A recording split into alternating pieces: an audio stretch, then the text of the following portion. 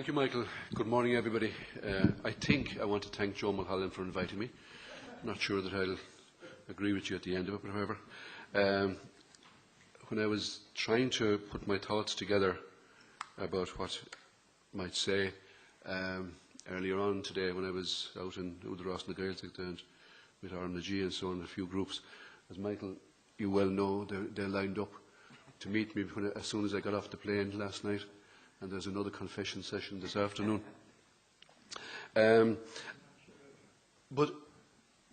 seriously though, I think it's for nothing that the founders of the modern Irish state used terms like Oireachtas, Seanad and Dáil when they were talking about what the assembly representing the people ought to be about. And I think maybe rather than spending our time talking about whether we have enough, too few or too many representatives of the people in the Dáil, we might just try and tease out what it is we think our Parliament is at the moment. I think we know what the government does, we know what the President does, and we think that we want the Parliament to hold the government to account and legislate. But where do we draw the pool of people's representatives from? Now, the founders of the state certainly came from the bar, the medical profession, the teaching profession, and a fairly eclectic bunch of people, mainly male, nearly all male. And they came together, I think, to try and look at ways of interpreting the views of the Irish people and to develop a way for a new republic. And I think that they thought about issues like, or models like, the assemblies in Tara long ago, the Confederation of Kilkenny, the post and the pre-United Ireland Parliament, and so on. But I think that wherever and whatever has been done in the meantime, there seems to me to be a significant disconnect between Parliament and a great number of people whom we claim to represent. Part of my responsibility, a big part of my responsibility, is looking after or enabling or empowering the community sector in this country. And I think, as well as looking at what is the role of our Parliament, our Dáil, I think we should look as well at how reflective is that Parliament of all sectors of the Irish community. And I would say to you that there is a very significant number of Irish people who are in no way reflected in the Parliament that we have at the moment. By the last count, there is something between 23 and 25,000 NGOs in this country, some of them very small, some of them very significant, some of them very powerful, some able to lobby, some not. But in my experience, a great number of those organisations have no way of making sure that their voices are heard. Now, certainly, in better local government and so on, that Michael McLoone and others would have been involved in drawing up, did make attempts to try and get a more participatory democratic system, parliamentary system put in place. But I can tell you that the McCarthy report and a report to be, I don't know whether it's to be published tomorrow or when it's to be published, on local government structures and so on, there really is a mission abroad to cut down on those numbers, to make them less influential, and to strip away many of the structures that exist for them to hear their voice. And if it weren't for organisations like, say, Just in Ballymun and the Jesuit Centre for Peace and Justice, who are involved in trying to train people to get their voices heard at local level, I doubt very much, if very much at all, would happen. And if we go down that road, I think there is no doubt about it that the Irish Parliament will continue to be the preserve of the elite few who come from the teaching profession, from the bar, and a small number from business. But let's call them the ordinary person is finding it damn difficult to make their way through the parliamentary process. There are very few of them who manage to get through town councils, local councils, and certainly they're not exactly reflected in the membership of any political party. And those few who do make it through, and they're small in number, very often they don't find that it's a nice place to be, or they don't last very long in it. So I think that's at least as big a challenge for us as anything else. And I certainly think that until such time as we have the courage, all parties, to bring in everybody, as far as we possibly can, to engagement with the people, with the process of power making and legislation enforcement, we are not going to go anywhere.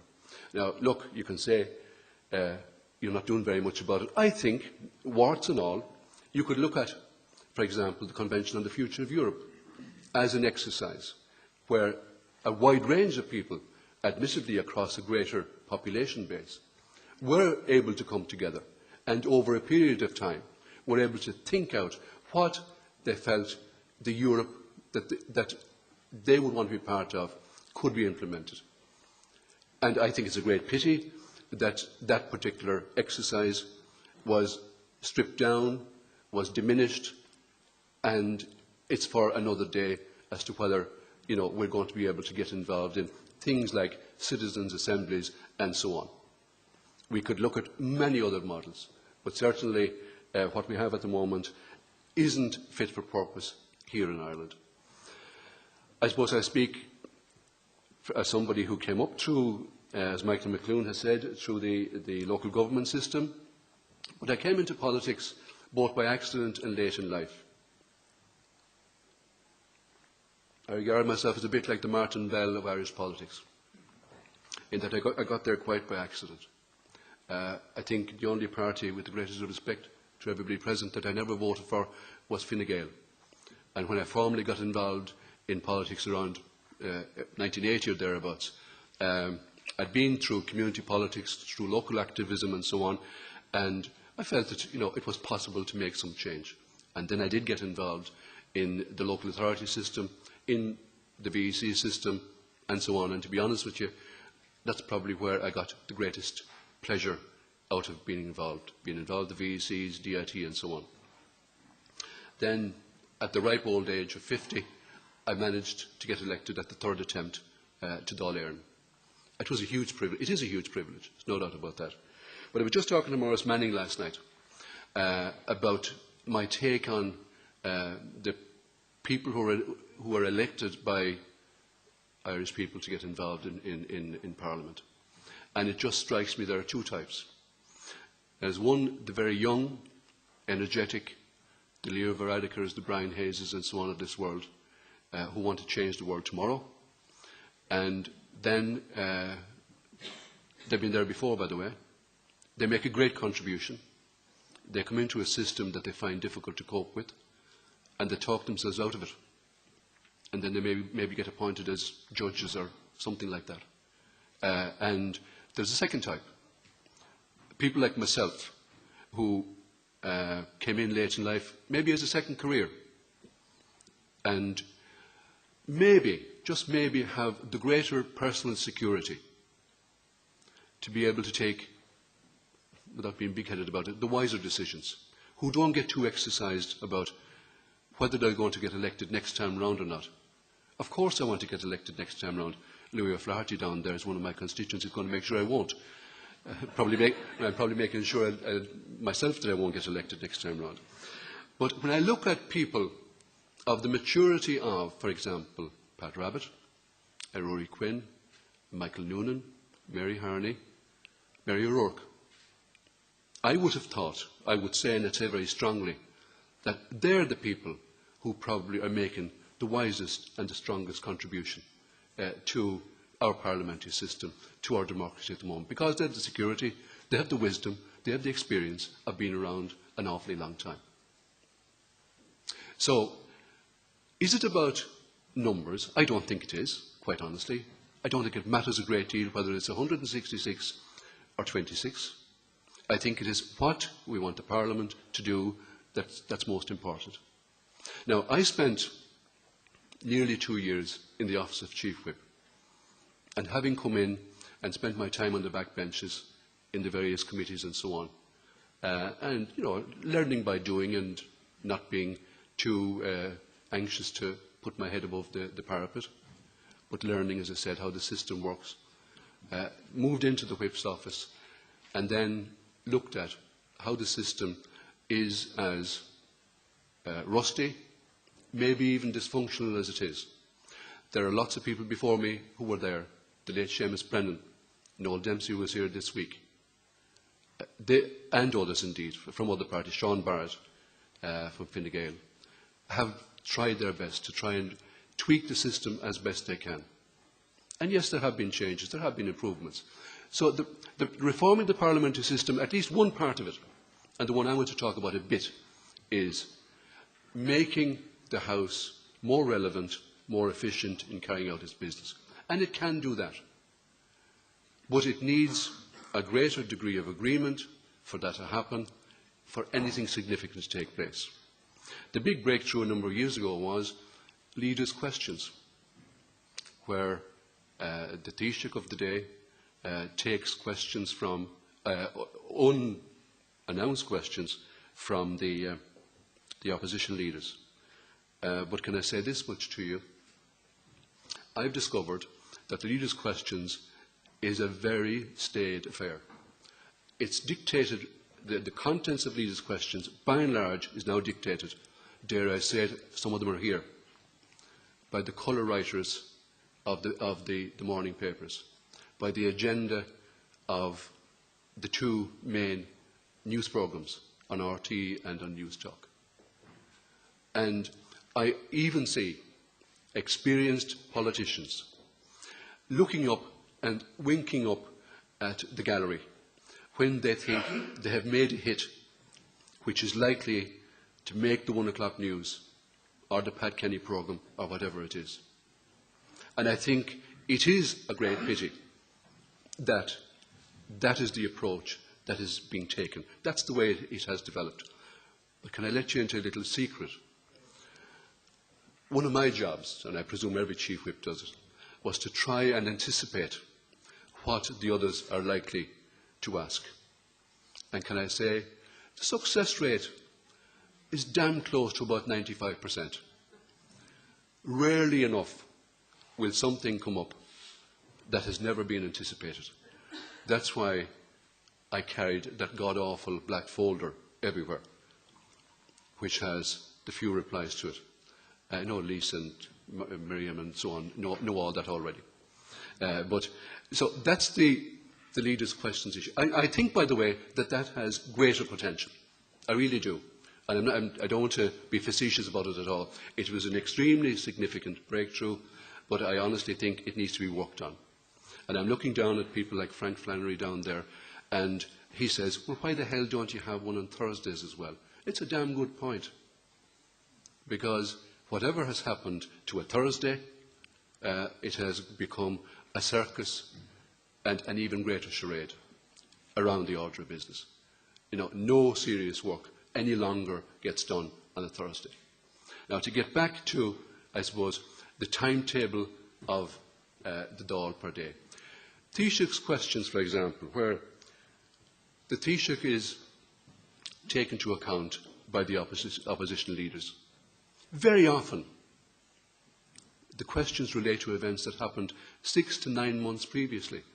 Now, that's hardly a relevant parliament when you're talking about questions as archaic as that. I mean, I put forward the proposal that, and I think it has got broad agreement, a number of things would happen. We don't need to have Taoiseach's questions as often as they are at the moment. We could have them much more relevant than they are, and engaging in important questions. For example, if the Dáil were sitting at the moment, we should be talking about the questions that apply at the moment, not who the Taoiseach met when he was at the European Council meeting last May or last April, whatever it was. So issues like that need to be addressed and can be addressed. And then the other questions that we all want to put onto the Taoiseach, there can be written replies made to those. Then we come to leaders' questions, as I said. A fairly potentially energising and important focus for the public. After all, it is broadcast on a Wednesday, broadcast live.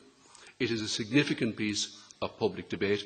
It could be a lot more significant if a lot more effort were made to make sure that there is real engagement in relation to it. Then you have the order of business.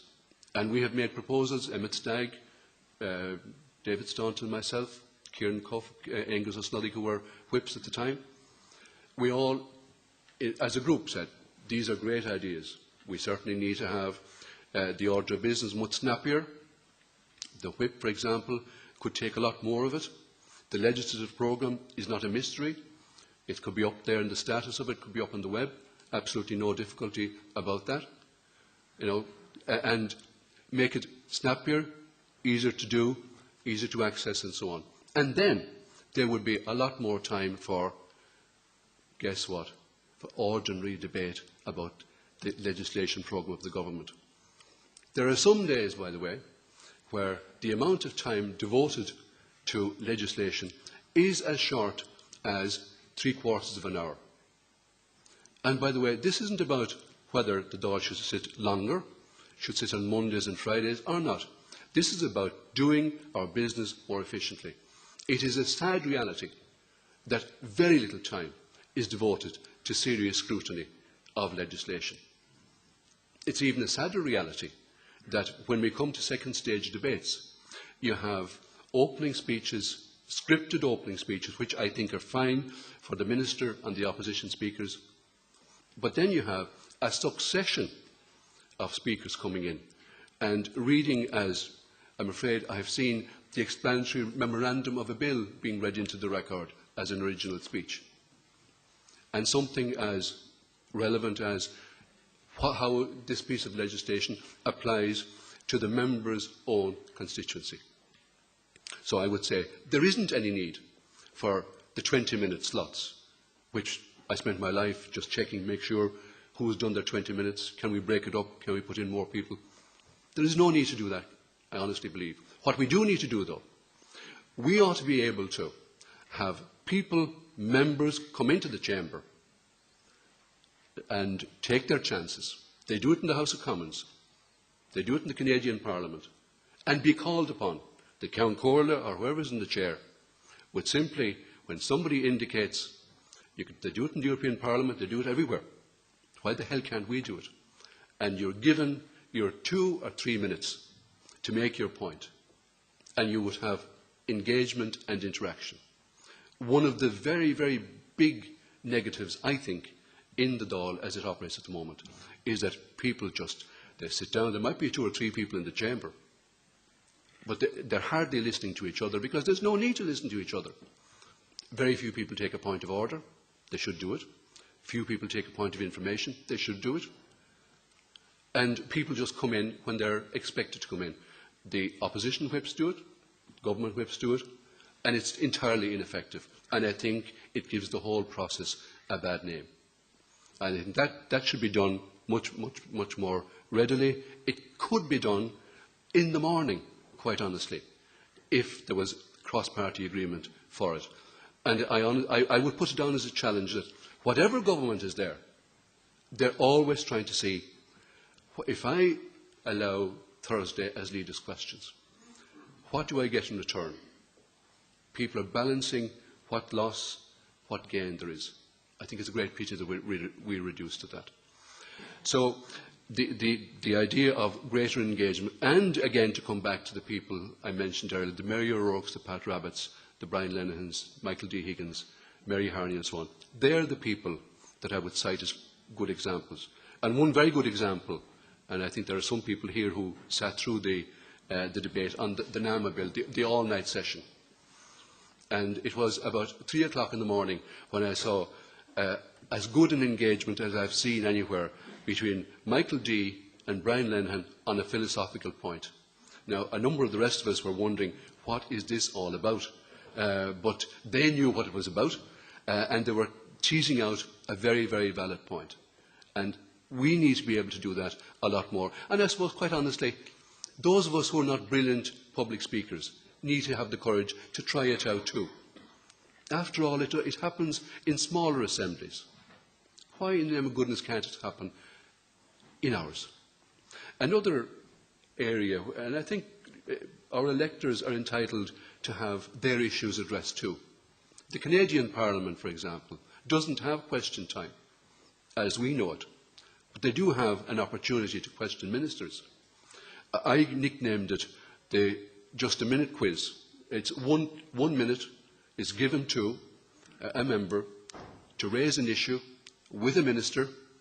It could be, Minister, what in the name of God are you going to do about the leaking roof in the school up the road in my constituency?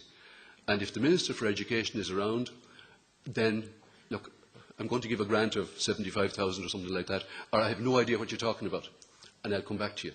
But if there is that opportunity for people to get involved with their ministers, articulating their issues, then you won't have the farce of somebody standing up under Standing Order 32.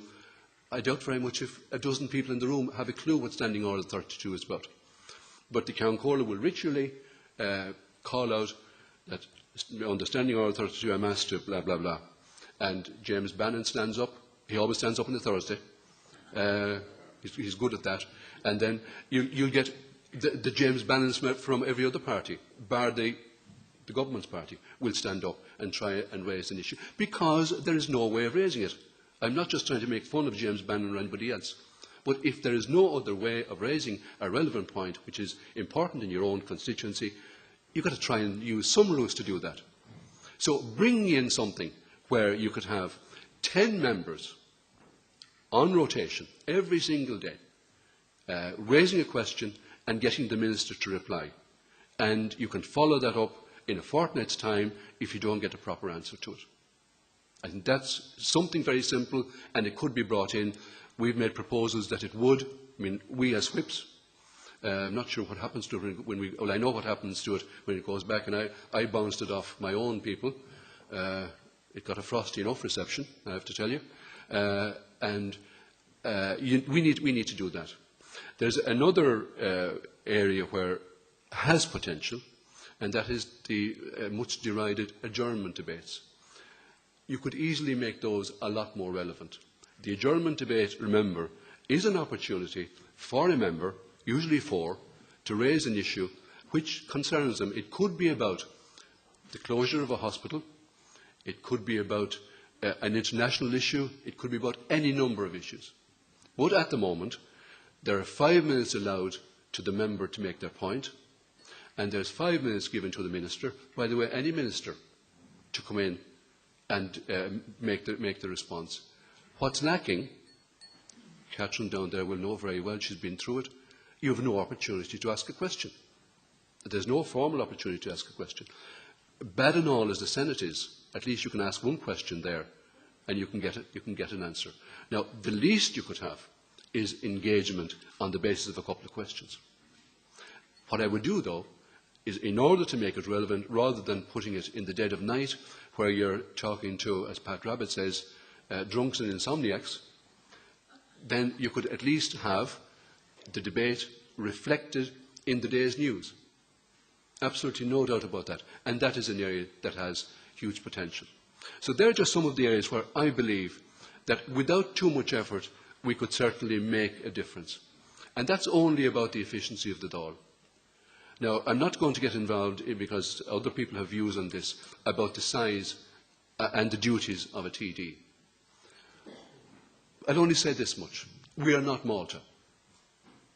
We need to stop looking at everybody else. We need to start looking at our own community, at the needs of us as an Irish people, and see how do we develop a relevant parliamentary system which satisfied our needs. And if we do, then the issues that Michael McLoone raised earlier on, how do we deal with economic challenges, social challenges, any other challenge you like, then we will be able to do that. But I honestly believe that until such time as we decide what it is we want our demos to be, no, we're going to be just simply playing around.